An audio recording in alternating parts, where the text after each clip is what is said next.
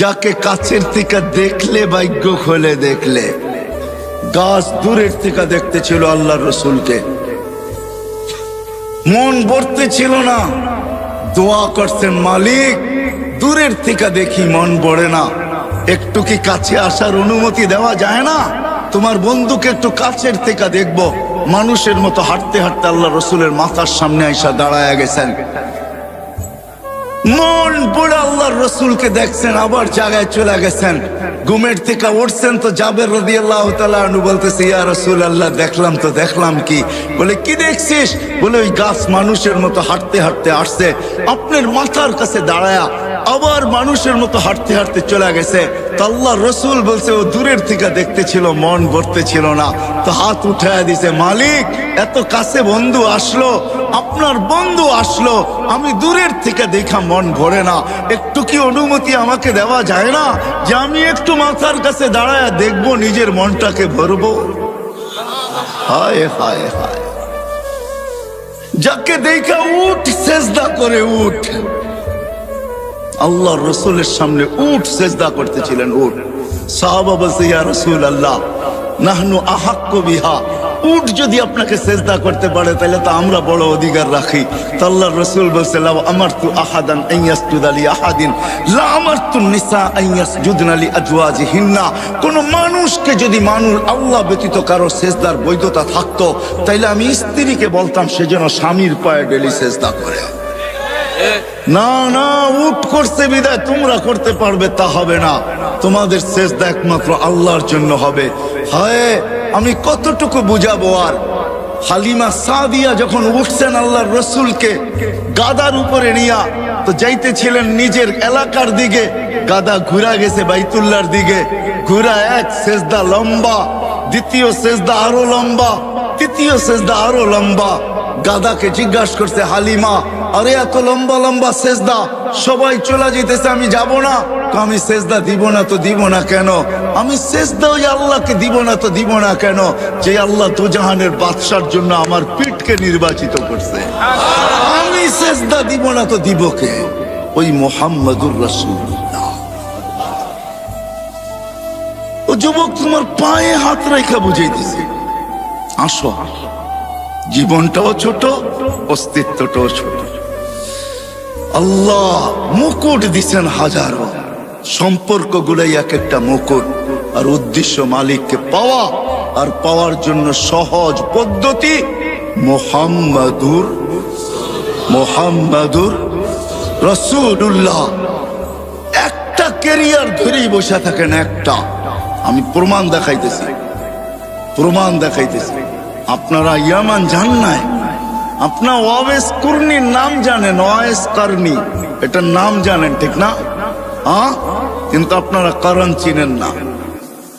আমি চিনি করণ, আমি 4 বার গেছি, 4 বার ইয়ামান। কয়বার? টানা 4 বার গেছি। আমি জানি করণ থেকে মদিনা দূরে তো দূরে কতটুকু, আমি জানি মদিনা দূরে কতটুকু। অবেস আল্লাহর রসুলের জামানায় ছিলেন, সাহাবী হইতে পারেন নাই। অবেস সাহাবী হবে তো হবে কি কইরা? মাকে রাইখা যাবে তো রাইখা যাবে কার কাছে? মাকে ঘুম পাড়াবে তো ঘুম পাড়াবে কে? মাকে খাওয়াবে তো খাওয়াবে কে? ঘুমের থেকে উঠাবে তো উঠাবে কে? মার গোসল করাবে তো করাবে কে? মার সেবা করবে কে? অবেস মাকে ছেড়া যান নাই, কেননা এটাও আল্লাহর রসুলের আদর্শের একটা আদর্শ যে মা আর বাবা, এটাও আল্লাহর রসুলের একটা আদর্শ। অবেস মাকে ধরা পড়া ছিল, সাহাবী হওয়ার সুযোগ পায় নাই, একটা আদর্শকে ধরা পড়া ছিল।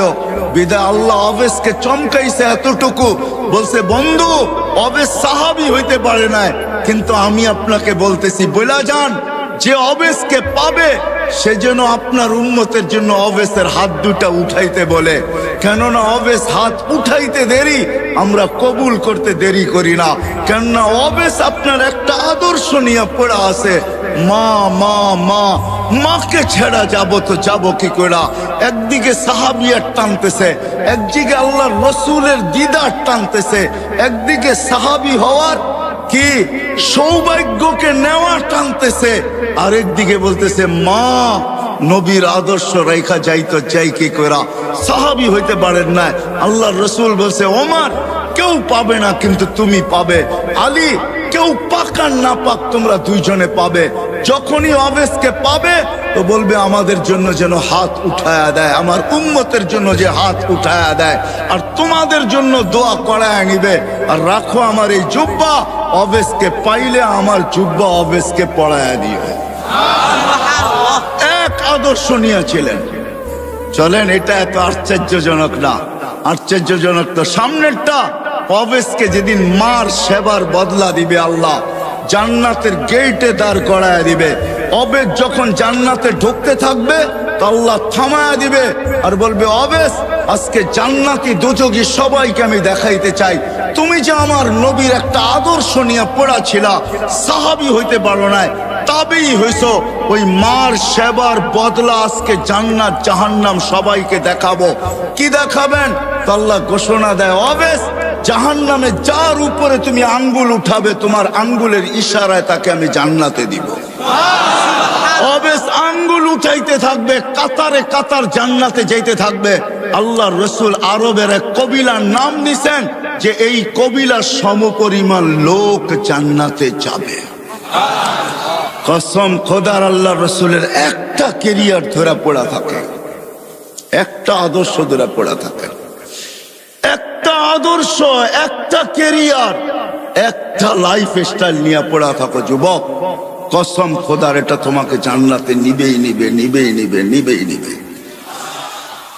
আমি যুক্তি দিয়া বুঝাইলাম হাদিস, আর আর হবে না কেন?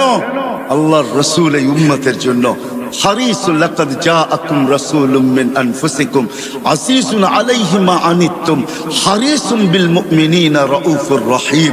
ওই নবী যিনি আরশে যে আমাদেরকে বলেন নাই, সারা জীবন কাঁদতে কাঁদতে কাঁদতে কাঁদতে একদিনের জন্য চোখের পানি শুকায় নাই। নাইলে জিবরিল মিকাইল কোনোদিন মিথ্যা বলতো না। জিবরিল মিকাইল দুজন জিজ্ঞাসা করছেন, মা জালা আরাকা তাবকি, যখনই দেখি আপনার চোখে পানি কেন টলটল করে?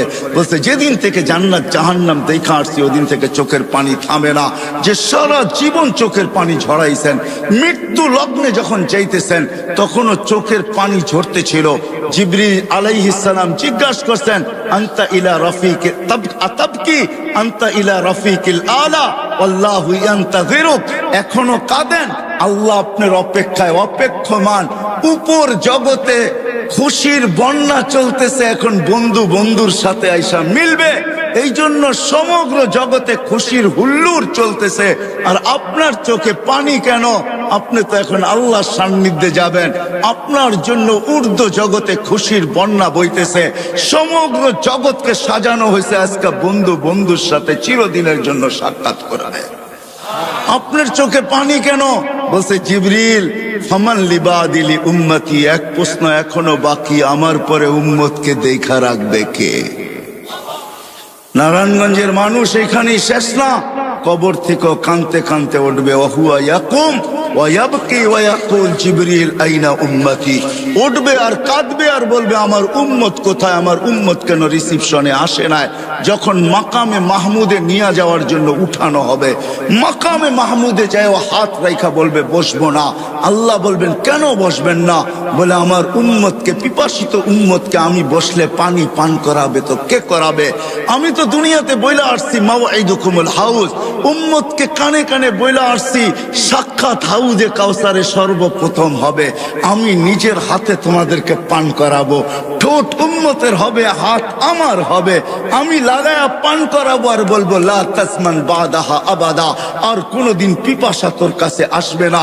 এই পানি কে পান করাবে? তারপরে পুলসেরাতে মিজানে দৌড়াবো, পাল্লা যদি সামনে না ঝোঁকে তো এখানে দাঁড়াই হাত উঠাবো আর চিৎকার দিয়া বলবো, আমা কুলতালি, আপনি কি আমাকে বলেন নাই সাউফা ইউতিকা রাব্বুকা ফাতারদা, আপনাকে রাজি করা ছাড়বো? আমার উম্মতের পাল্লা সামনে ঝোঁকে না, আমি রাজি হব তো হব কি কইরা? এরকম ভাবে সুপারিশ করা পাল্লা সামনে ঝুঁকাবো, আবার ছুটবো পুলসেরাতে, কেউ ওইখানে ফাইসা গেল কিনা। যদি ফাইসা যায় থাকে তো দুরুদের গাঠি নিজের মাথায় কইরা নিব, উম্মতের মাথায় রাখবো, যেগুলো আমরা দুনিয়াতে আজকে পড়তেছি, আর দুরুদের গাঠি দিয়া বলবো ফা গুরু সালিমিন, যাও তুমি শান্তির সাথে পার হয়ে যাও। আমি বসবো না। যেই নবী কিয়ামতের মাঠে পর্যন্ত উম্মতি গুলা চিৎকার দিবে। আসেন, এই ছোট্ট জীবনটা, ছোট্ট অস্তিত্বটা, এই ছোট্ট হায়াতটা, ছোট্ট অস্তিত্বটা, এর সাথে সংযুক্ত যত কিছু ওই মালিককে রাজি করার জন্য, আর মালিক মুহাম্মদুর রাসূলুল্লাহর মাধ্যমে রাজি হবে। এই জন্য পাক্কা ওয়াদা করি আজকে যে না, ওয়াদ যদি আমার বুঝে আইসা থাকে, দিলে লাগা থাকে, আমি যুবকদেরকে বলবো নবীর আদর্শে আদর্শবান হব, নবীর আদর্শ শিখবো, নবীর কেরিয়ার শিখবো, নবীর লাইফ স্টাইলকে নিজের লাইফ স্টাইল বানাবো। ওয়াদা পাক্কা? বিলকুল। আল্লাহ কবুল করুক। কিন্তু নবীর আদর্শের ভিতরে, নবীর আদর্শের ভিতরে সবচেয়ে বড় আদর্শ যেটা দুনিয়াতে আসতে দেরি, ওই আদর্শের মেসেজ আমাদেরকে দিতে দেরি করেন নাই। আর যেদিন দুনিয়ার থেকে যাইতেছিলেন ওই দিন এই চিৎকার দিতে দেরি করেন নাই, আসসালা আসসালা ওয়া মা মালাকাত আইমানুকুম। আইসো নামাজের মেসেজ দিছেন, যাওয়ার সময় নামাজের মেসেজ দিতে দিতে গেছেন। ওই নামাজ নবীর আদর্শের সবচেয়ে বড় আদর্শ। নামাজের চেয়ে বড় কোনো আদর্শ নাই। এই জন্য আজকে ওয়াদা করব যে আজকের থেকে নামাজ কোনো অবস্থায় ছাড়ব না। পাক্কা? আল্লাহ কবুল করুক। নামান। কিন্তু আমি নারায়ণগঞ্জের যুবকদেরকে এটাও বলবো, আপনি ছাড়তে পারেন, তুমি ছাড়তে পারো, মা বোনদেরকেও বলতেছি ছেড়া দিতে পারেন, কিন্তু একটা কথা শুনতে হবে, আব্দুল কাদের জিলানী যদি না লিখতেন আর উনি যদি না বলতেন, আমি কোনোদিন বর্ণনা করতাম না। আব্দুল কাদের জিলানী রহমতুল্লাহ আলাইহি লেখছেন, শুকর সকালবেলা উঠা আল্লাহকে বলে লাকাল হামদ খালাকতানি আবতারা খালকিক, ও মালিক, সৃষ্টির ভিতরে আমি সবচেয়ে নিকৃষ্ট, তারপর তোর প্রশংসা। কিন্তু মালিক, আমি নিকৃষ্ট হইলে হবে কি? আমার চোখেও আমার চেয়ে একজন বেশি, আমার চোখে আমার চেয়েও একজন নিকৃষ্ট আছে। আল্লাহ জিজ্ঞাসা করে, কে? তোমার চোখে তোমার চেয়ে নিকৃষ্ট? বসে যাকে তুমি 5 বেলা ডাকো তারপরও আসে না, ও আমার চোখে আমার চেয়েও নিকৃষ্ট। তো শুকর আল্লাহকে লজিক দেয়, লজিক। কেননা আমি মরবো, একদিন আসবে আমি মাটি হয়ে যাব, কিন্তু যাকে তুমি 5 বেলা ডাকো আর ও আসে না, উকুদুহান নার, ও তো জাহান্নামের ইন্ধন হবে। বিদায় ও আমার চোখে আমার চেয়েও নিকৃষ্ট। বিদায় আমি সবার কাছে হাত জোড় দরখাস্ত করতেছি, যতদূর আমার আওয়াজ চায়, যে আমার কথা শোনা থাকে বা শুনতেছে, আপনি নামাজ ছেড়া দিতে পারেন। যুবক তুমিও পারো, নারী মা বোন আপনারাও পারেন, কিন্তু বাইবা নিবেন, শুকরের চোখে আমি যাব তো যাব কোথায়? এই জন্য হাত জোড় দরখাস্ত, নামাজ কোনোদিন ছাড়বো, কোনোদিন ছাড়বো। আজকে থেকে নবীর আদর্শ শিখবো এবং নিজের ক্যারিয়ার শিখবো, লাইফ স্টাইলকে লাইফ স্টাইল বানাবো। কিন্তু শিখার ক্ষেত্র পাবো তো পাবো কোথায়? হতে পারে আজকে তো দুনিয়া বলে, এক সময় বলতো দুনিয়া যে দুনিয়াটা হাতের মুঠায়, এখন দুনিয়ালারা বলে দুনিয়াটা আঙ্গুলের মাথায়, ঠিক না? টাচ করতে দেরি, পাইতে দেরি হয় না। না না না, এটা সঠিক পদ্ধতি না যে আপনি সবকিছু নেট থেকে সংগ্রহ করবেন। কেউ যদি বলে এটাও তো একটা প্রযুক্তি, মানি আমি এটা প্রযুক্তি, তাতে কিছু আসে যায় না, কিন্তু এটা নেটের থেকে না। আপনি নেটের থেকে পাইলো, কিন্তু আপনি হাইটা আসার ফজিলত পাবেন তো পাবেন কোথায়? একজন আলেমকে জিজ্ঞাসা করার ফজিলত পাইবেন তো পাইবেন কোথায়? ওনাকে দেখার ফজিলত পাইবেন তো পাইবেন কোথায়? ওনার সোহবতে অতক্ষণ সময় বসার ফজিলত পাবেন তো পাবেন কোথায়? সময় নাই আমার, নাইলে আমি দেখাইতাম যে এক একটা কত ফজিলত রাখে। চলেন একটাই শুনানি। জান ওলামা আছে, কিতাবের নাম বলে দিতেছি, লুবাবুল হাদিস আলা কাউলিল হাসিস, জালালউদ্দিন সুয়ুতি রহমতুল্লাহ লেখা, ইবনে মাজাহ শরীফ সিয়াসাত, তার এক কিতাব। আল্লাহর রাসূল এটাও বলছেন যে হক্কানি আলেমদের জিয়ারত করলো সে যেন আমার জিয়ারত করলো। আরেক রিওয়ায়াতে আছে হাইয়ান, আমাকে জীবিত দশায় দেখলে যেরকম জিয়ারত হতো ওরকম জিয়ারত যেন তার সওয়াব সে পাবে। বিধায় আপনি নেটের থেকে এটা পাবেন তো পাবেন কোথায়? ঠিক না? কই পাবেন?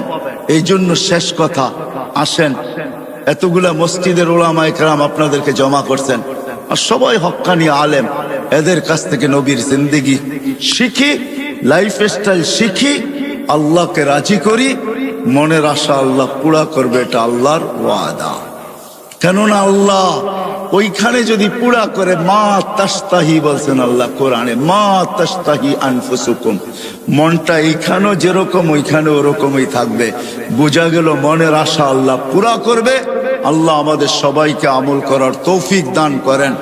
ওমা আলাইনা ইল্লাল বালা। আমাদের অস্তিত্বটাও ছোট, 6 ফিট 6.5 ফিট, এটা হলো আমাদের অস্তিত্ব। 7 ফিটের খুব কমই লোক এখানে পাওয়া যাবে যারা একত্রিত হয়েছি। মনে হয় না কেউ 7 ফিট হবে, বেশির থেকে বেশি 6.5 ফিট, 6.25 ফিট। তো অস্তিত্বটাও কিন্তু আমাদের ছোট। আমার কথা বোঝেন তো? সুরটুর কিন্তু হবে না, এটা আগের থেকেই বুঝা বসতে হবে যে খুব সুর হবে। সুর আমার কাছে নাই, কোত্থেকে দিব? বিদায় এরকম কথা হবে, দিলের কানে শুনলে আশা করি বুঝে আসবে। অস্তিত্বটা আমাদের অনেক ছোট, 6 ফিট 6.5 ফিট 6.25 ফিট, কিন্তু 7 ফিট খুব কম। আবার যারা একটু বেশি লম্বা হয় এরকম লোকের সংখ্যা খুব কমই। যেমন অস্তিত্বটা ছোট, এরকম আমাদের বয়সটাও ছোট, 60-70 বছর। অস্তিত্বটা ছোট ছিল, যদি বয়সটা একটু ছোট হইতো তাইলেও হয়তো মনটাকে বুঝাইতে পারতাম যে অস্তিত্বটা ছোট কিন্তু বয়সটা অনেক বড়। কিন্তু অস্তিত্ব যেমন ছোট, বয়সটাও তেমনই ছোট। 60-70 বছর এটা একটা বয়স হইল, কি বলেন? দেখতে দেখতেই তো 15টা বছর কেটে যায়, তারপরে যা প্রাপ্ত বয়স্ক হয়। তাহলে অস্তিত্বটা যেরকম ছোট, আমাদের বয়সটাও তেমনই ছোট। কিন্তু অস্তিত্ব ছোট, বয়স ছোট হইলে হবে কি? তাতে কিছু আসে যায় না। এই ছোট্ট জীবনটা কিন্তু, আর এই ছোট্ট অস্তিত্বটাকে আল্লাহ শত না হাজারো মুকুট দ্বারা সাজাইছেন। মুকুট বুঝেন? মাথায় মুকুট পড়ে না, আল্লাহ কিন্তু মুকুট দ্বারা সাজাইছেন। শত না হাজারো মুকুট দ্বারা আল্লাহ এই ছোট্ট অস্তিত্বটা আর ছোট্ট জীবনটাকে সাজাইছেন। চলেন 2-1টা দেখা যাক কেমন মুকুট দিয়ে আল্লাহ আমাদেরকে সাজাইলেন, নাইলে আমার আগের কথা বুঝে আসবে না। আর এখন বুঝা দরকার হলো বুঝা। বুঝা ব্যতীত কোনো জিনিস যতক্ষণ পর্যন্ত দিলে না গাথে ততক্ষণ পর্যন্ত করা সহজ হয় না। যদিও প্রতিনিয়ত প্রতিদিন নারায়ণগঞ্জের কবরস্থান ভরতেছে, মৌত এটা সত্য জানি, কিন্তু দিলে গাথে নাই। যদি গাথত তাহলে ফেরেশতাদের কথাই সত্য হইতো, আল্লাহুম্মা লাম ইয়াইশ, এটা ফেরেশতাদের কথা বলতেছি আমি। আর এই শব্দ হাদিসে আছে। ফেরেশতারা এই কথা কোনোদিন বলতো না, আল্লাহুম্মা লাম ইয়াইশ ফিদ দুনিয়া, যে আল্লাহ মৃত্যু যদি দিলে গাইথা যায় তাহলে একজনও তো বাস করতে পারবে না, কোনো মজাই পাবে না। বিদায় বোঝা গেল মৃত্যু সত্য, এটা মানি, মারা যায় চোখে দেখি, কবর দেওয়া হয় এটো জানি এবং দেখি, কিন্তু আসলে মৃত্যুটা দিলের ভিতরে গাঁথে নাই। যদি গাঁথতো তাইলে মনে হয় না আমরা এই ছোট্ট জীবনটায় কোনো মজা পাইতাম, কোনো মজাই থাকতো না, ঠিক না? কি বলেন? হয়তো কেউ কিছু খায়া ঝিমাইতে থাকে, মনে হয় বোঝেন নাই, কেউ কিছু খায়া ঝিমাইতে থাকে, ঝিমায় না? মনে হয় বোঝে নাই যুবকরা। কেউ কিছু খায়া ঝিমাইতে থাকে, আর আমরা হয়তো মৃত্যুর চিন্তায় ঝিমাইতে থাকতাম, ঠিক না? ঝিমানো বোঝেন তো? কেউ কিছু খায়া কিন্তু ঝিমায়, যদিও আমি শব্দটা বললাম না, কিন্তু মাঝে মাঝে দেখা যায় রোডের ডাইনে বামে কেউ বসা বসা ঝিমাইতেছে, ঠিক না? আমরাও সবাই মৃত্যুর চিন্তায় ঝিমাইতে থাকতাম। যা হোক, জীবনটা ছোট, অস্তিত্বটাও ছোট। সাজাইছেন আল্লাহ হাজারো মুকুট দিয়া। যুবকের যৌবনটাও কিন্তু একটা মুকুট। যার নাই ওকে জিজ্ঞাসা করেন কি নাই। স্বাস্থ্য যতই থাকুক, সুদর্শন চেহারা যতই হোক, হাট্টা গাট্টা যতই হোক, যত বড়ই পয়সাওয়ালা হোক, সব কিছু মানি, কিন্তু যদি মুকুট না থাকে যৌবন, তাহলে হারবাল, কলিকাতা হারবালে যাবে আর আসবে, ঠিক না? মুকুট কেউ ফিরিয়ে দিতে পারবে না। যুবকের যৌবনও কিন্তু মুকুট। কেমন মুকুট? যদি মুকুট না হইতো তাহলে আল্লাহ কোনোদিন এই কথা বলতেন না, যুবক তোর যৌবন মুকুট। কেমন মুকুট জানিস? হায় হায়, তুই আরশের নিচে বৈশা মেলা দেখবি, তোর আরশের নিচে চলতে থাকবে মেলা, আর তুই থাকবি ওই মেলায়, আর আরশের বাহিরে হইতে থাকবে হিসাব কিতাবের খেলা। সাবআতুন ইয়াযিল্লুহুমুল্লাহু তাহতা যিল্লি শাবুন নাশা ফি ইবাদাতিল্লাহ। তাহলে আল্লাহ কোনোদিন এই কথা বলতেন না। যৌবন যদি একটা মুকুট না হইতো, তাহলে যুবককে আল্লাহ এই কথা বলতেন না, যুবক আরশের নিচে আমি ওই মেলায় তোকে স্থান দিব, যেই মেলায় 7 শ্রেণীর লোক ওই মেলায় থাকবে, ওরা মেলায় বিভোর থাকবে, আর আরশের বাহিরেই খেলা চলতে থাকবে, যেটাকে হিসাব কিতাব বলে। তাইলে এই হাদিস কোনোদিন আসতো না। মনে হয় বুঝাইতে পারি নাই। যৌবনও একটা মুকুট, কিন্তু বিশাল মুকুট। দুনিয়ার হিসাবও মুকুট দেখাইলাম, আবার আল্লাহ প্রদত্ত মুকুট। যৌবন যদি মুকুট না হইতো, তাহলে হাদিসে কুদসি কোনোদিন আসতো না। আল্লাহ যুবককে দেখা, ওই যুবককে দেখা আল্লাহ এই কথা বলতেন না, যেই যুবক শাবাব বা খুশা, যেই যুবক আল্লাহর ভয়ে নিজেকে লজ্জাপতির মতো গুটায় নিছে, তাইলে ওই যুবককে দেখায় আল্লাহ এই কথা বলতেন না।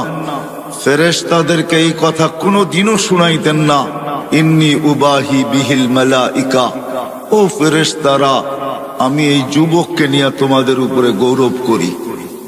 এই শব্দ আল্লাহ কোনোদিন বলতেন না। যৌবনও একটা মুকুট। এরকম যদি দেখাইতে যাই, কোরআনের ওই কথা তো রয়েই গেল, ওয়ালাকাদ কাররামনা বনি আদম। আল্লাহ বলে শ্রেষ্ঠত্বের মুকুট তোর মাথায়। কোরআন বলতেছে শ্রেষ্ঠত্বের, তুই ছোট হইলে হবে কি? কেননা তুলনা করতে গেলে আমার কাছে সময় হবে না যে আমরা অস্তিত্বগতভাবে কতটুকু ছোট।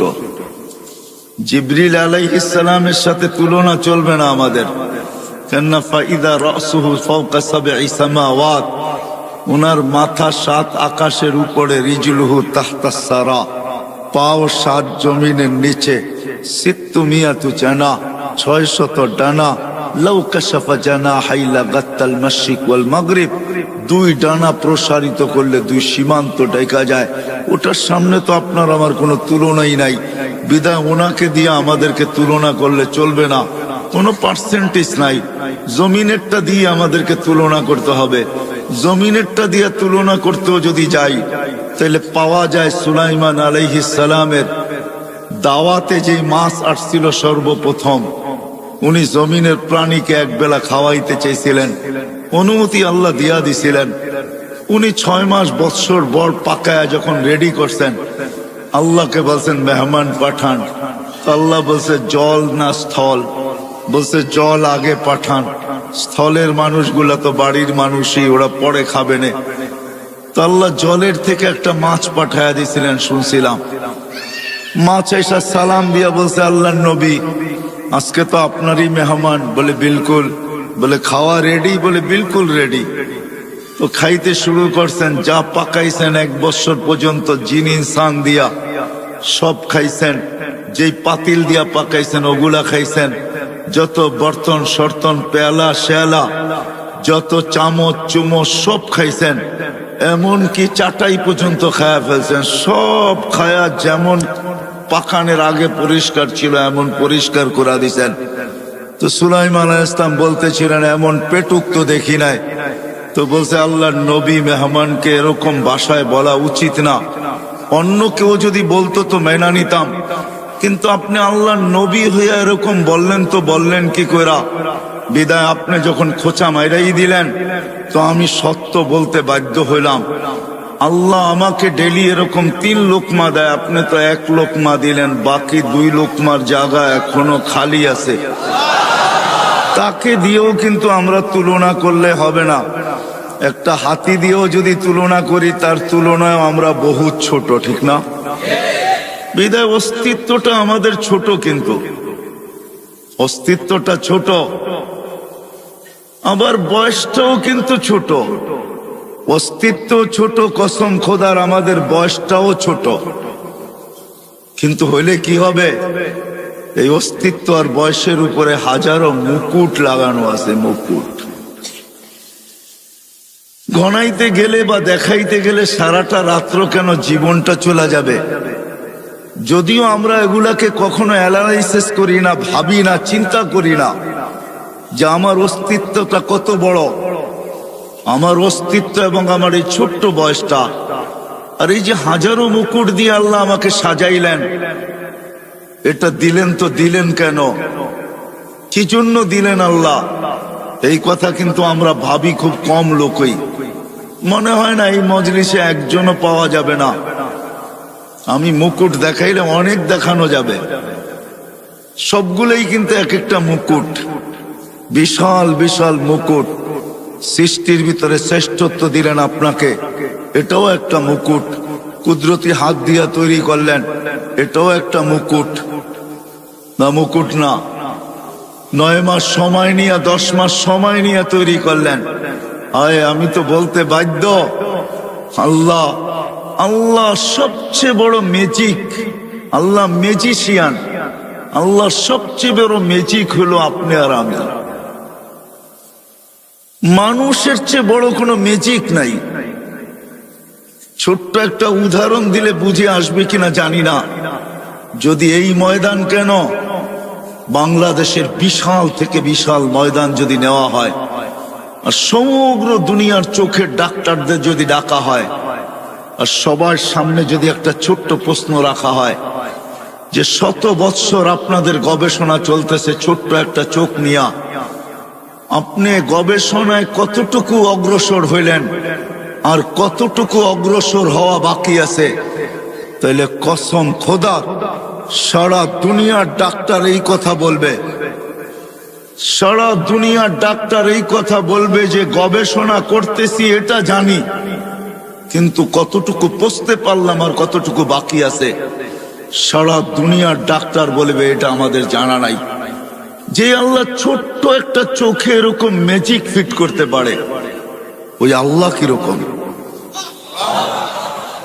ছোট্ট একটা চোখে এতটুকু ম্যাজিক যে সারা দুনিয়ার চোখের ডাক্তার যদি আনা হয়, সারা দুনিয়ার চোখের ডাক্তারকে যদি আনা হয় আর যদি বলা হয় যে গবেষণা করতে করতে 100 বৎসর হয়ে গেল, আরো বেশি 200-400 বছর বললেও কম হবে না। আপনি কোন সিদ্ধান্তে পৌঁছলেন? হায় হায়, আল্লাহ সবচেয়ে বড় ম্যাজিক দেখাইছেন মানুষের ভিতরে। সবচেয়ে বড় ম্যাজিক মানুষ, ম্যাজিশিয়ান আল্লাহ। কে ম্যাজিক দেখাইছেন? কে? আল্লাহ। বিদায় আসল কথার দিকে চলে আসি, সময় লম্বা করা যাবে না, এজন্য আসল কথার দিকে চলে আসি যে এই ছোট্ট অস্তিত্ব আর এই ছোট্ট জীবন, এই ছোট্ট অস্তিত্ব আর এই ছোট্ট জীবনের উপরে হাজারো মুকুট, শত না হাজারো মুকুট দেখানো যাবে। হায় হায়, আমাদের সুস্থতাটাও একটা মুকুট। যদি সুস্থতা মুকুট না হইতো তাহলে হাদিসের এই শব্দ কোনোদিন আসতো না। সুস্থতা যদি মুকুট না হইতো, কি আওয়াজ নাই?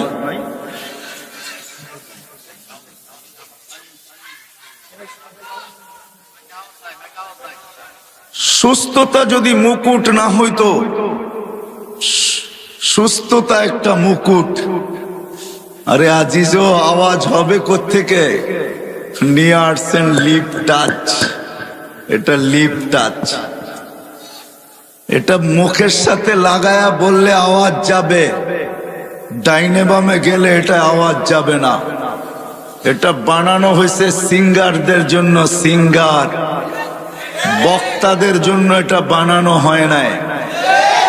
একটু আগে তো শুনতেছিলেন, ঠিক না?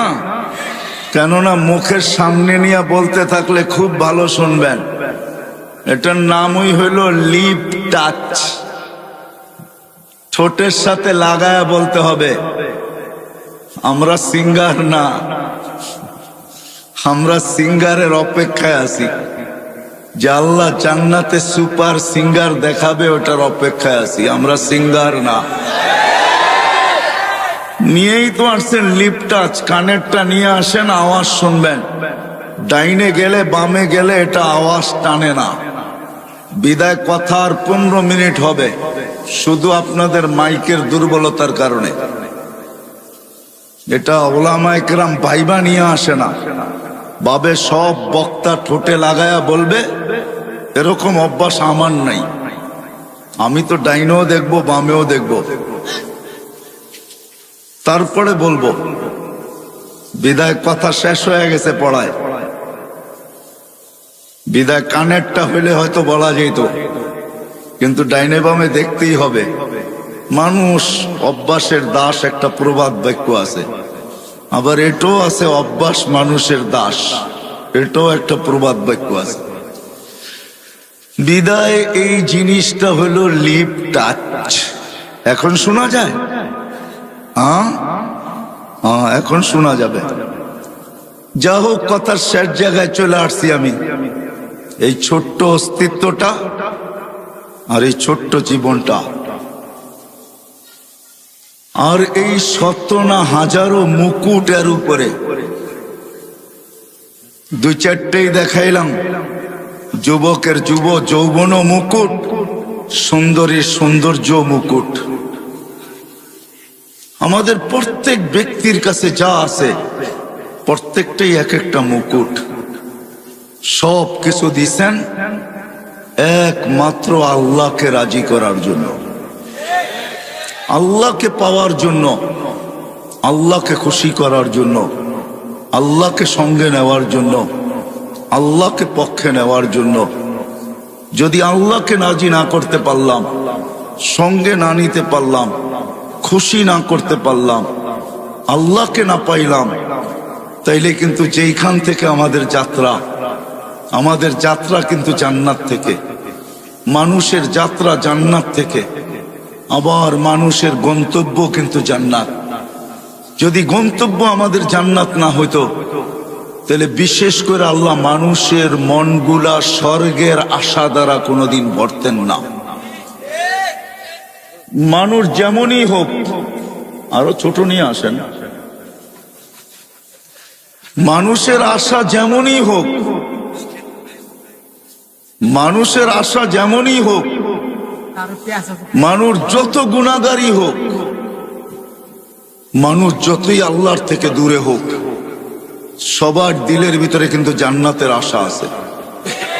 আমার কথা বোঝেন তো?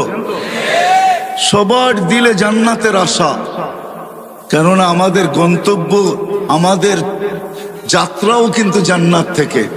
আমাদের বাবা প্রথম জান্নাতেই ছিলেন, যদিও আমরা জান্নাত থেকে বাহির হয়ে আসছি, কিন্তু আমাদের গন্তব্য জান্নাত। যার কারণে গুনাহগার থেকে গুনাহগারও কোনো না কোনো পর্বে এই কথা বলে যে জান্নাতে যাব, জান্নাতেই যাইতে চায়, স্বর্গেই যাইতে চায়, নরকে কেউ যাইতে চায় না, জাহান্নামে কেউ যাইতে চায় না। বিদায় আল্লাহ জান্নাতের আশা দিয়ে আমাদের দিলটা ভরা দিছেন।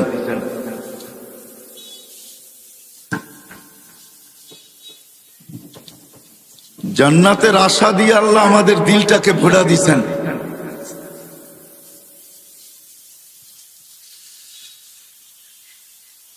আইলা তো আইলা, হগলতের বাদে আইলা। এটাই সিলেটের কথাটাই সত্য আর কি, বুঝছেন তো? আসলো তো আসলো, কিন্তু সবার শেষে আসলো, আমার হাতে সময় নেই। তো যেটা বুঝাইতেছিলাম, আমাদের অস্তিত্বটাও ছোট, আমাদের বয়সটাও ছোট। হাজারো রত্ন দ্বারা বা হাজারো মুকুট দ্বারা আমরা সাজানো, প্রত্যেকটা এক একটা হাদিস দিয়া পাট পাট দেখানো যায়। বলতেছিলাম সুস্থতাটাও একটা রত্ন, একটা মুকুট। না হইলে হাদিসে এই কথা কোনোদিন আসতো না, আল্লাহ কোনোদিন এই কথা বলতেন না। অসুস্থ ব্যক্তি যখন, মানুষ যখন অসুস্থ হয়, তা আল্লাহ চিৎকার দিয়া বলতে থাকে, উক্তুব আমালাল্লাযী কানা ইয়ামালু ফিস সিহা। সুস্থ অবস্থায় বান্দা বান্দি যে আমল করতে, ওটাকে লিখতে থাকো। তো ফেরেশতা বলে, আল্লাহ কেন লিখবো, কেন লিখবো? করতে তো কেন লিখবো? অসুস্থ, আমল তো করে না। আল্লাহ প্রতি উত্তরে বলে, অসুস্থতা আমার পক্ষ থেকে, বান্দার পক্ষ থেকে না, বিদায় লিখতে থাকো। সুস্থতাটাও কিন্তু, অসুস্থতাটাও একটা মুকুট। যদি না হইতো তাহলে এই হাদিস কোনোদিন আসতো না। আমি হাদিসে কুদসি দিতেছি, আল্লাহর বাণী। আল্লাহ বলে, আনিনুল মারিদি তাসবিহুন। যখন অসুস্থ অবস্থায় আহ আহ করতে থাকে, তো আল্লাহ সুবহানাল্লাহ পড়ার সওয়াব লেখাইতে থাকে। সিয়াহাতুহু তাহলিলুন। যখন অসুস্থতার কারণে চিৎকার দিতে থাকে, তখন আল্লাহ বলে, লা ইলাহা ইল্লাল্লাহর সওয়াব লিখতে থাকো। ফজিলত কি ওলামাদের থেকে জেনে নিয়েন, যে লা ইলাহা ইল্লাল্লাহ পড়লে মিলবে কি, কি সওয়াব পাওয়া যাবে, এটা ওলামাদের কাছ থেকে শিখা নিলে ভালো হবে। তাইলে অসুস্থতাটাও একটা মুকুট, সুস্থতাও একটা মুকুট। ধনাঢ্য হওয়া একটা মুকুট, আবার দারিদ্র হওয়া, গরিব হওয়া একটা মুকুট। যদি মুকুট না হইতো, তাহলে আল্লাহর রাসূল হাত উঠায় কোনোদিন দোয়া করতেন না, ওয়াহশুরনি ফি সুমরাতিল মাসাকিন। আল্লাহ, গরিবদের সাথে কিয়ামতের দিন আমাকে উঠায়। বিদায় জীবনটা ছোট, অস্তিত্বটাও ছোট, শত না হাজারো মুকুট দ্বারা সাজানো। আসেন আসল কথায়, হাজারো মুকুট শুধু এই জন্যই আল্লাহ দিছেন। আরেক শব্দে বলতে পারেন, মানুষের কাছে যা কিছু আছে, অস্তিত্ব বলেন, হায়াত বলেন, যত কিছু মানুষের সাথে সম্পর্কিত, যত সম্পর্ক বলেন, সব কিছু আল্লাহ আমাকে দিছেন, আপনাকে দিছেন আল্লাহকে রাজি করার জন্য। সবকিছু আল্লাহকে রাজি করার জন্য দিছেন। হ্যাঁ, চাওয়ালা চা বিক্রি করে, ওটাও দিছেন আল্লাহকে রাজি করার জন্য, আল্লাহকে পাওয়ার জন্য।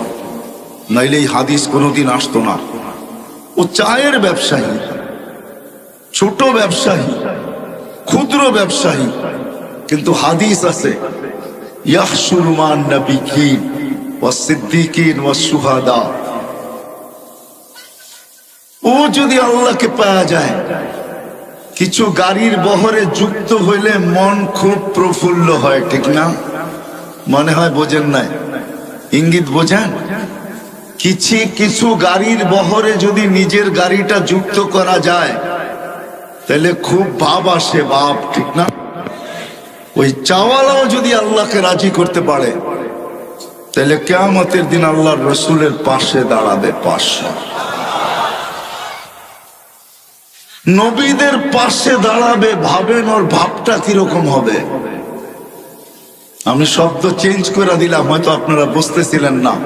আমাদের এই ছোট অস্তিত্বটা এবং এই ছোট্ট বয়সটা, এর ভিতরে যা কিছু আমাদের সাথে সংযুক্ত, সব আল্লাহকে রাজি করার জন্য, আল্লাহকে পাওয়ার জন্য। আরেকটা কথা কানে বসায় নেই, দিল এইখানে বসায় নেই, আল্লাহ পাওয়া ছাড়া দুনিয়া কাটবে বটে, দুনিয়া কাটবে, এটাই সত্য। প্রমাণ, কেননা জন্ম লগ্নি আল্লাহ কানে বলে দিছেন হুয়াল্লাযী খালাকাকুম সুম্মা রাযাকাকুম, হুয়াল্লাযী খালাকাকুম সুম্মা রাযাকাকুম। ওই আল্লাহ যিনি আমাদেরকে অস্তিত্ব দিছেন, ওই আল্লাহ যিনি আমাদেরকে অস্তিত্ব দিছেন, উনি প্রত্যেক ব্যক্তিকে লালন পালন করবেন, এটা আল্লাহর ঘোষণা। কিন্তু যদি মালিককে জিজ্ঞেস করি কতদিন করবেন, তো মালিক নিজেই জবাব দিতেছেন ইলা আজালিম মুসাম্মা, একটা সময় পর্যন্ত করব। তারপর মালিক সুম্মা আখাযনাহু বাগতা ওয়া কাযা, আল্লাহ 7 ঘন্টা টানা ডাকবে। আর কি বইলা ডাকবে? নারায়ণগঞ্জের মানুষ, দুনিয়ার মানুষ আসামিকে ধরার জন্য খোঁজে, আমি তোকে মাফ করার জন্য খুঁজি। দুনিয়ার মানুষ শাস্তি দিয়া মজা পায়, আমি মাফ করা মজা পাই। দুনিয়ার মানুষ শাস্তিতে অভ্যস্ত, আমি মাপে অভ্যস্ত। দুনিয়ার মানুষ শাস্তিকে ভালোবাসে, আমি মাফ করাকে ভালোবাসি। দুনিয়ার মানুষ শাস্তিকে ক্রেডিট মনে করে, আমি মাফ করাকে ক্রেডিট মনে করি। এই শব্দ দিয়া 7 ঘন্টা ডাকবে। বলেন এখানে কয়জন আছি আমরা? এটা শব্দ দিয়া যথেষ্ট। কয়টা শব্দ? কয়টা? সুবহানাল্লাহ একটা শব্দ, আলহামদুলিল্লাহ একটা শব্দ। উলামাদেরকে জিজ্ঞাসা করেন সুবহানাল্লাহ আলহামদুলিল্লাহ তামলাউ মা বাইনাস সামাই ওয়াল আরদ, সৌরজগৎ গড়া যায়, কিন্তু সমগ্র সৃষ্টি মিলে গুনাহ দিয়া ভরা যাবে না। কিন্তু আল্লাহ বলে ওয়ালাউ বালাগাত যুনুবুকা ইনানাস সামা, তুই একাও যদি ভরা দিস, আর শুধু ভরিস নাই, আকাশ ভেদ করে যদি উপরও চড়ায় দিস, তুই মাপ চাইতে দেরি, আমি মাফ করতে দেরি করব না। ওয়ালা উবালি, আমার পরোয়া হবে না, আমি তাকায় দেখবো না তুই কত গুনাহ করছিস। শুধু 5 টাইম ডাকে না, 5 টাইম আল্লাহ আমাদেরকে ডাকে না। ওইখান থেকে বাহির হয়ে গেছি। যদি আল্লাহ আমাদের মতনই হইতেন, বাধ্য করতেন, হায় হায়, তাহলে 5 টাইম, 7 ঘন্টা রাত্র, এই শীতের রাত্রে 7 ঘন্টা আল্লাহ ডাকবে আর কেউ আসবে না, এটা কোনোদিন সম্ভব ছিল না। ছিল? আল্লাহকে কি আল্লাহ শুধু আল্লাহ? আল্লাহকে রফা আসসামা বিগাইরি আমাদ, আল্লাহ উনি যিনি খুঁটি ছাড়া আকাশকে দাঁড়া করাইছেন। আল্লাহ কে? বাসাতাল আরদা আলা মাইল জামাদ, যে পানির উপরে জমিনকে বিছাইছেন। আল্লাহ কে? জাআলাল জিবালা আওতাদা, যে পাহাড়কে প্যারাক বানায় দিয়েছেন, উনি আল্লাহ। শুধু পাহাড়কে প্যারাক বানান নাই, 99টা পদের মালিক যিনি আল্লাহ, উনি ডাকে। কিন্তু সাড়া দেয় তো দেয় কয়জন? কয়জন আমরা সাড়া দেই? আল্লাহ কিচ্ছু বলেন না, কেন আল্লাহ জানেন সীমা রেখা তোমাকে দেওয়া আছে, আসতে দেরি, তোমাকে উঠাইতে দেরি করব না। বিদায়ী ছোট্ট অস্তিত্ব আর ছোট্ট জীবনটা, এর সাথে সংযুক্ত যা আছে সব দিছেন মালিককে রাজি করার জন্য। যতক্ষণ পর্যন্ত মালিক রাজি না হবে তো গন্তব্য আমাদের যাত্রা যেখান থেকে আর মনে আসা যেটা, ওই জান্নাত কোনোদিন পাওয়া সম্ভব হবে না। বুঝাইতে পারলাম? এতটুকু বুঝে আসলো? দুনিয়া কেটে যাবে, আবারও বলতেছি দুনিয়া কেটে যাবে, আল্লাহ না পাইলেও কেটে যাবে। 750 কোটি মানুষের ভিতরে 600 কোটি মানুষই আল্লাহকে মানে না, জানে না, চিনে না। তারপরে ওদের জীবন কেটে যেতেছে, আজকে না মানলেও কেটে যাবে। কিন্তু কালকে যে মৃত্যু, এরপরে 1 সেকেন্ডও আল্লাহ পাওয়া ছাড়া কাটবে না। কসম খোদার কাটবে না, এটাই সত্য। বিদায় সব সম্পর্ক আল্লাহ পাওয়ার জন্য, আল্লাহ পাওয়ার জন্য আল্লাহ দিছেন। এই অস্তিত্বটাও আল্লাহ পাওয়ার জন্য, ছোট্ট জীবনটাও আল্লাহ পাওয়ার জন্য, এর সাথে সংযুক্ততা যত জিনিস আছে সব আল্লাহ পাওয়ার জন্য। কিন্তু একটা ছোট্ট প্রশ্ন, আল্লাহ পাবো তো পাবো কি করে? আল্লাহকে তো চোখে দেখা যায় না যে আমি আল্লাহ পাবো, আল্লাহর কথা তো শোনা যায় না যে আমি আল্লাহ পাবো, আল্লাহকে তো ধ্যান ধারণায় আনা যায় না, আল্লাহকে তো আঁকা যায় না আল্লাহ কিরকম। মানুষ ব্যঙ্গচিত্র দুনিয়াতে অনেক আঁকছে, আরো না জানি দুনিয়া যতদিন থাকবে কত ব্যঙ্গচিত্র আঁকবে, কিন্তু আজ পর্যন্ত মনে হয় কারো কলমে আল্লাহর কোনো চিত্র উঠে আসে নাই। সত্য তো? ব্যঙ্গচিত্র মানুষ বহুত আঁকছে, আরো বহুত আঁকবে, হইতে পারে আঁকতে পারে, আমার এটা নিয়ে কোনো সে নাই, আলোচ্য বিষয় না। কিন্তু আজ পর্যন্ত আল্লাহর কোনো আলোকচিত্র আসে নাই, কোন চিত্র কেউ আঁকতে পারে নাই। এটাই আল্লাহকে ধ্যান ধারণায় আনা যায় না, বর্ণনা দিয়া শেষ করা যায় না। শেষ করবেন কি করে? দুনিয়ার পদগুলা সীমিত, আল্লাহর কোনো পদের সীমা রেখা নাই। কোন আলেম বলতে পারবে না আল্লাহ তো আল্লাহর জাতি নাম, এটা আল্লাহ, এটা পার্সোনাল নাম, এটা আল্লাহর পদ না, এটা হলো জাতি নাম আল্লাহ। পদ সামনে বলতেছি, রহমান এটা হলো আল্লাহর একটা পদ, আল্লাহর একটা সিফত। এটা শুরু কোথায় শেষ কোথায় দুনিয়ার কেউ জানে না, এমনকি জিবরিলও জানে না, মিকাইলও জানে না, ইসরাফিলও জানে না, মালাকুল মউতও জানে না, হামিলিনে আরশও জানে না, কোন নবী জানে না, কোন রসুল জানে না, এমনকি মুহাম্মদুর রাসূলুল্লাহ পর্যন্ত জানেন না। কোন আলেমও বলতে পারবে না যে এটা শুরু কোথায় শেষ কোথায়, বলা যাবে?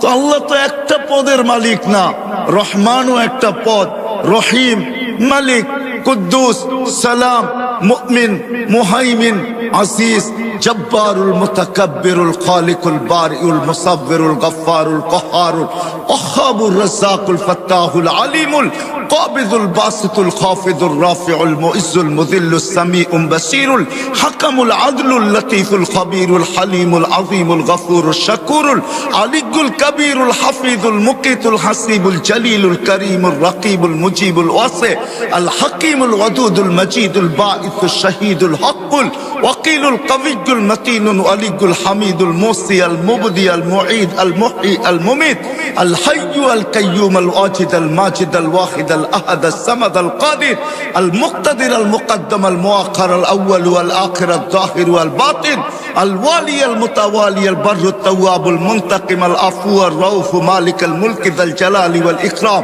আল মুকসিত ওয়াল জামি ওয়াল গানিয়্য আল মুগনি আল মানি আল দার আল নাফি আল নূর আল হাদি আল বদি ওয়াল বাকি আল ওয়ারিস ওয়াল রশিদ আস সাবুর। 99টা পদের মালিক আল্লাহ। ওই আল্লাহকে রাজি করবো তো করবো কি কইরা? ততক্ষণ পর্যন্ত সম্ভব হবে না। কিন্তু প্রশ্ন উঠায় দিলাম আমি যে আপনাকে রাজি করব তো করব কি করে? তো আল্লাহ এটার সলিউশন দিতেছেন। নাইলে কোরআনে এই কথা আল্লাহ কোনোদিন বলতেন না। আল্লাহ সলিউশন দিতেছেন, মান আতা আর রাসূল ফাকাদ আতা আল্লাহ। আল্লাহ বলে আমার বন্ধুকে পাইলি আমাকে পাওয়া যাবে। আমার বন্ধু খুশি আমি খুশি, আমার বন্ধু পক্ষে আমি পক্ষে, আমার বন্ধু রাজি আমি রাজি, আমার বন্ধু খুশি তো আমি খুশি, আমার বন্ধু হা বলবে তো আমিও হা বলা দিব। শুধু হা বলবো না, সেইখান থেকে যাত্রা যেটা বুকে আসা ওইটাও হাতে উঠায় দিয়া দিব। নাইলে কোরআন এই কথা কোনোদিন বলতেন না। সোয়া লক্ষর ব্যাপারে কোরআন এই কথাই বলছেন, কুল্লুন ওয়াদাল্লাহুল হুসনা। আল্লাহ বলে নবীজি সাহাবী আপনাকে রাজি করছে, আপনি এদেরকে শোনায় দেন আমি শুধু রাজি না, প্রত্যেকের ব্যাপারে আমি জান্নাতের ওয়াদা দিলাম, জান্নাত দিয়া দিলাম। সাহাবারা আল্লাহর রসুলকে রাজি করা, শুধু মডেল হন নাই, মডেল 1500 মেডেল দিছেন আল্লাহ ওনাদেরকে, মেডেল বুঝেন কয়শো? 1500। কোরআনে 1500 আয়াত আছে সাহাবাদের শানে, এক একটা মেডেল। বিদায় আমি কথার জায়গায় চলে আসছি, আল্লাহকে আল্লাহ রসুলকে রাজি করলেই আল্লাহ রাজি হয়ে যাবে, এটাই আল্লাহর কি ওয়াদা। বলে প্রমাণ, তাহলে এইখানেও হাজি আছে আমার পিছনে, এই দিকেও আছে হাজি। যারা আল্লাহ রসুলের কবর রওজায় জিয়ারত করেন, জিয়ারতের সামনে আল্লাহর রসুলের মাথার উপরে একটা আয়াত লেখা আছে, যেইখান থেকে ছিদ্রটা, ওই ছিদ্রটার উপরে একটা আয়াত লেখা আছে। আয়াতটা লেখা হইল ফাইন জাউকা, আপনার উম্মত যদি আপনার কাছে আসে গুনার বোঝা নিয়া, আস্তাগফারাল্লাহ, আর আয়েশা যদি আমার কাছে মাপ চায়, আস্তাগফারা লাহুর রাসূল, আপনি যদি একটু ইশারায় হা বইলা দেন, লাওয়াজাদাল্লাহ তাওয়াবার রাহিমা, তো আমি আল্লাহ ওয়াদা করতেছি, প্রতিজ্ঞা করতেছি, লাওয়াজাদা, আল্লাহ কসম খায়া বলতেছে, আমি আমার জাতের কসম, আপনি হা বলতে দেরি আমি মাফ করতে দেরি করব না। তাহলে আমি আমার কথার জায়গায় চলে আসছি। ছোট্ট জীবন, ছোট্ট অস্তিত্ব, সম্পর্ক হাজারো, সবকিছুর উদ্দেশ্য আল্লাহ পাওয়া। আর আল্লাহ পাওয়ার জন্য সহজ মাধ্যম, সবচেয়ে সহজ মাধ্যম মুহাম্মাদুর রাসূলুল্লাহ সাল্লাল্লাহু আলাইহি ওয়াসাল্লাম। আল্লাহর রসুলের গোলাম হইলেই হবে। বিদায় নারায়ণগঞ্জের মানুষ যদি বুকের আশাটা পুরা করতে চাই, যুবক তুমি যদি বুকের আশাটা পুরা করতে চাও, বুকের আশাটা পুরা করতে চাও, তাহলে আল্লাহ রসুলের আমি দুই একটা কাহিনী দিব, যদি আপনাদের দিলে লাগে। ওই রসুল যার পেশাব যদি ভুলে পান করে, পেশাব, উম্মে আয়মান আল্লাহ রসুলের পেশাব ভুলে পান করে ফেলছেন। আল্লাহ রসুল, বুখারীতে আছে, আল্লাহ রসুল পেশাব করছেন রাত্রে কোনো পাত্রে। উম্মে আয়মান পিপাসিত ঘুমের থেকে উঠছেন রাত্রে, পিপাসায় উঠায় ফেলছে, দেখছে সামনে পেলা আছে।